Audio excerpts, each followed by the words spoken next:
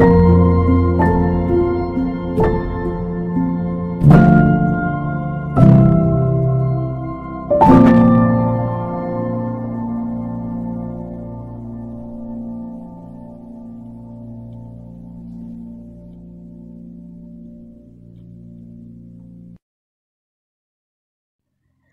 balik masyarakat pinggiran kembali dengan novel yang berjudul Kesatria, Putri dan Bintang Jatuh karya Dewi Lestari. Resensi ini terbuat dari perasaan saya sebagai seorang pembaca novel bergenre science fiction, menjadikan sebuah penetrasi yang tidak berkesudahan. Novel ini begitu cocok bagi Anda yang tengah bergerak di bidang sains atau yang sehubungan dengannya.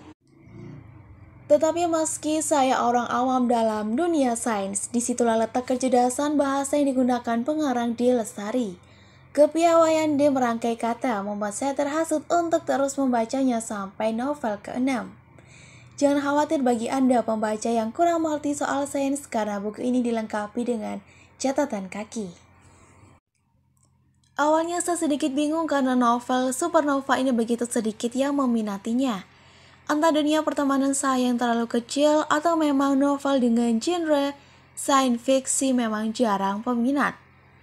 Padahal novel ini mampu membangkitkan tantangan kecil untuk mengetahui sesuatu di luar zona nyaman saya, yang selama ini hanya berkutat pada novel moralis, feminis, dan juga sejarah. Novel ini juga semakin mengotakkan kepercayaan saya tentang cerita D yang katanya begitu piawai dalam menguatkan tokoh, karakter, dan juga latar cerita. Sifat dari karakter yang ditulis D terasa dengan jelas begitu menggairahkan. Alur cerita pun tidak berbelit-belit dan tidak berbasa-basi, sehingga pembaca disuguhi cerita yang jelas, tujuan dan juga maksudnya. Novel ini merupakan gabungan dunia sastra dan sains yang sangat brilian.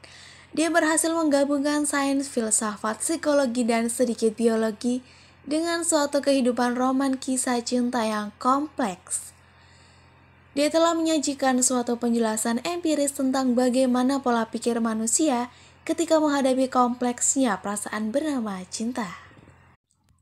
Lewat tokoh Reuben dan Dimas, kisah cinta yang mereka tulis akan dikupas secara berbagai sudut pandang keilmuan. Inilah yang menjadikan novel cinta ini bukan novel yang biasa. Karya ini dapat dikatakan karya terbaik D. Bahkan, salah satu karya yang bergenre science fiction yang tidak boleh dilewatkan bagi para pecinta genre ini. Dengan menghadirkan wawasan yang sangat luas dan permainan psikologis yang menarik, akan menarik pembaca ke berbagai patahan-patahan kejadian. Sedikit saya bercerita tentang isi. Novel pertama dari ke-6 serial ini membuat pembaca merasakan sebagai tokoh sekaligus perancang cerita. Reuben dan Dimas, si pengarang cerita yang ternyata gay, berencana untuk membuat cerita tentang keadaan cinta yang tidak biasa. 10 tahun yang lalu, pasangan gay Dimas dan Reuben dipertemukan di Washington DC dalam sebuah pesta. Mereka berikrar 10 tahun dari sekarang akan menciptakan sebuah karya bersama. Dalam novel yang akan ditulisnya itu akan mencampur adukan roman, sains, sisi keromantisan sekaligus menghadirkan tokoh puitis bernama Kesatria, Putri, dan juga Bintang Jatuh. Tanpa mereka sadari, pada novel Kesatria tersebut dihadirkan dalam seorang pria perfeksionis bernama Vere, seorang managing director di sebuah perusahaan multinasional pintar dan sukses. Vere diceritakan sebagai pria yang menghabiskan harinya dengan rutinitas perkantoran dan rapat-rapat panjang. Seseorang dari kalangan kelas atas yang begitu dipuja oleh banyak kaum hawa. Namun di balik kegagahannya ia menyimpan rasa duka, kesepian, dan kebosanan. Lalu Rana, seorang wakil pemret pada sebuah redaksi majalah wanita. Seorang perempuan yang telah menikah selama 3 tahun dengan seorang pria ningrat yang luar biasa baiknya bernama Arwin. Rana digambarkan sebagai istri yang merasa lelah dengan kemonotonan rumah tangganya, merasa hilang jati dirinya yang dulu sempat ia rasakan saat masih muda. Dialah tokoh sang putri. Sementara Bintang Jatuh adalah seorang wanita yang cantik luar biasa, unik dengan kesinisannya terhadap hidup. memiliki kemampuan berpikir yang lebih cermelang dibanding ilmuwan.